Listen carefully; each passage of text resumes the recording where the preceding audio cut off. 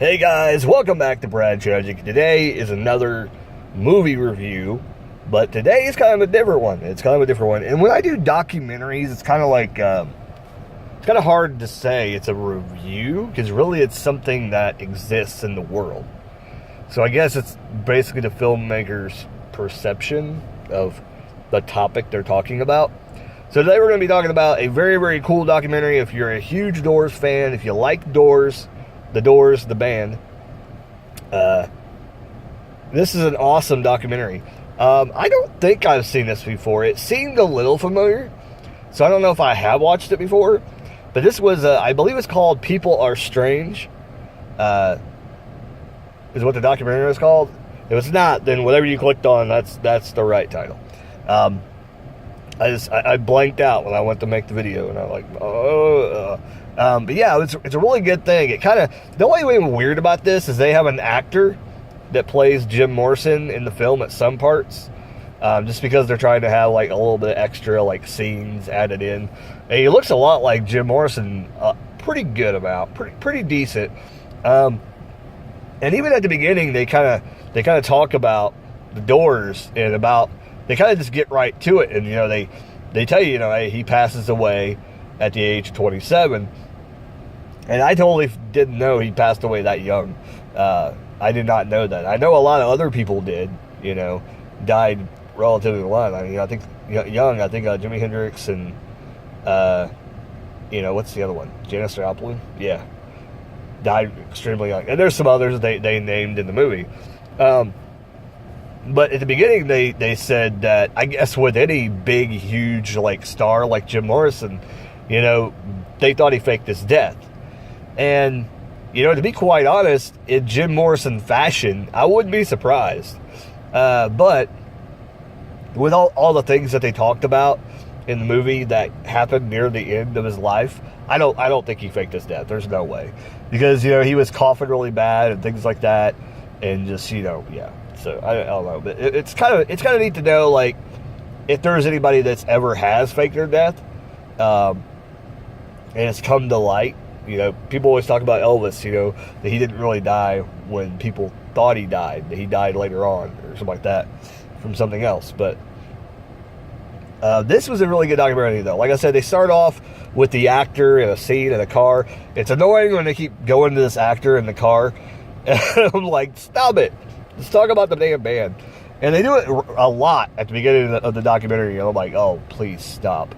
But it really gives detailed accounts of what's going on. And what makes me think I might have seen this before, but I know I've never reviewed it on the channel, is that near the end they talk about certain things about when, Jim starts to act up. Him and the band members sometimes aren't clicking and things like that. But by the time the band comes to an end, and I think what did he die? Did he die like 79 or something?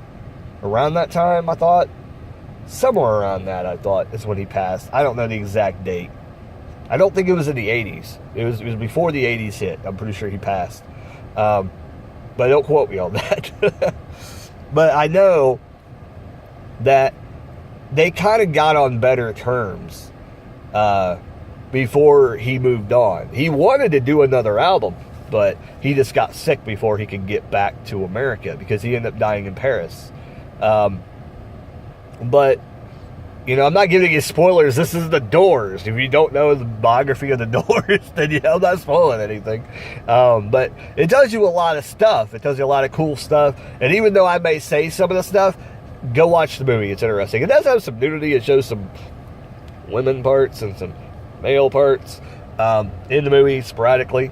And it doesn't make any sense when they show them. So it's just like, hey, we know guys are going to be watching this, man. Let's throw some of this up here. And if a couple women watch it, let's throw this up here too. It makes no sense why they put those in. They could have left it out. It was perfectly fine. Because it's not even the part of the movie, really. It's not even the scene that, Jim was in the scene. No, it's not. Nothing like that. They just added it. Make no sense. But I will say this. They had an interesting story, and you kind of get to see, because there's actual video clips of the Doors and its members. I didn't know, up until I watched this movie recently, what the band members' names were, because I didn't know Ray was the guy that was super close to Jim. What was the other guys? I'm going to forget him now. I think Robbie Krieger was the guy that played guitar, the only guitar, for them. And he was like really, really like, he was not even really seasoned when they made it big. Like he was really like a beginner at guitar. And that's really amazing that somebody like that in that time. I mean, just think about when music was kind of fresh. Like you could do stuff and people were like, whoa, what do you do? Like he was doing some cool stuff, and he was a beginner, but nobody had never heard that before, really, in the mainstream. So, everybody wigged out, you know. But, you know, there was times where, you know, they kind of got stressed out and things. But, you know, near the end, you know, everything kind of came back, and they were on good terms and everything. So that's kind of good that they kind of ended on good terms. You know, they had their, you know, bad things near the end, you know. They talked about Jimbo. What was it, Jimbo? Where Jim kind of went this alter ego, where he was like not the same Jim Morrison, man. He was like evil. Like he would do like stupid stuff, piss people off. It was just awesome. Like what the hell? I think it would be when he gets like so far gone, like from either doing drugs or just his mentality. He just was over the edge and he was done. You know, they didn't really talk a lot, because I heard a lot about him being drunk on stage and things like that. They did say that he was high at times, but they didn't really, you know, go to the length of showing that kind of footage, which I'm sure they had. They just didn't want to show it.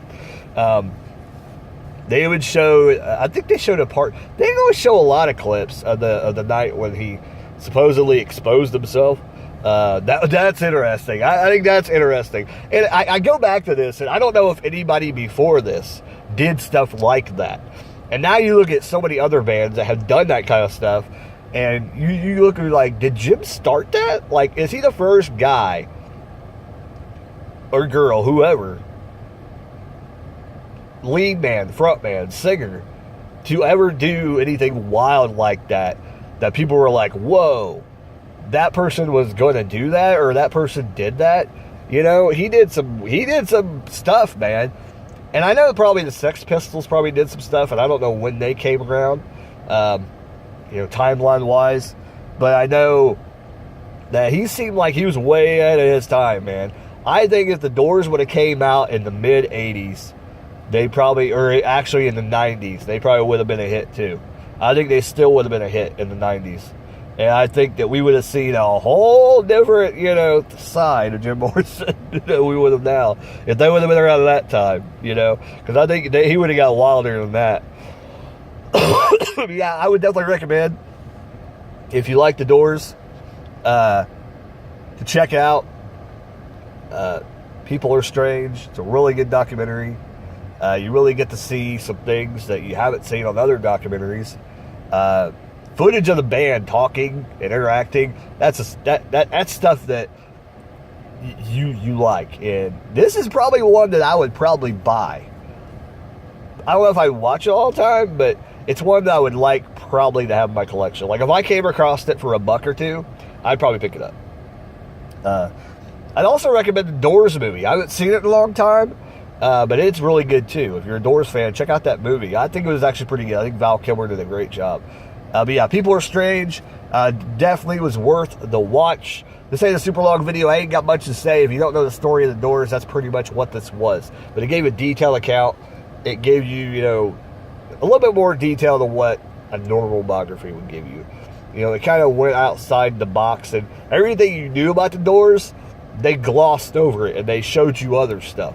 That's what was cool about this. They got it out the way that, you know, yeah, he died, he was young, and they kind of glossed over that, and they didn't talk about that very much. They went more into the details of, you know, the real Jim Morrison. That's kind of what the paragraph that describing the documentary said, is that you find out who the real Jim Morrison was, or the real Doors are, in this movie. They don't, you know, candy coat it.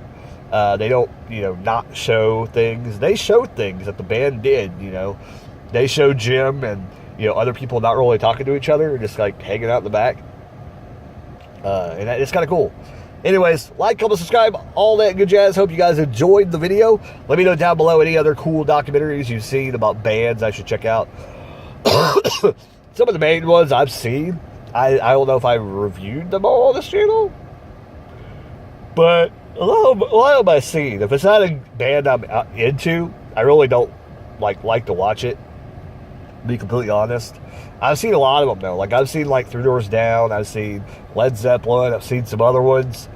And you know, of all the documentaries, this is up there with the pretty good ones. So anyway, that's my recommendation. Check it out. People Are Strange, Doors documentary.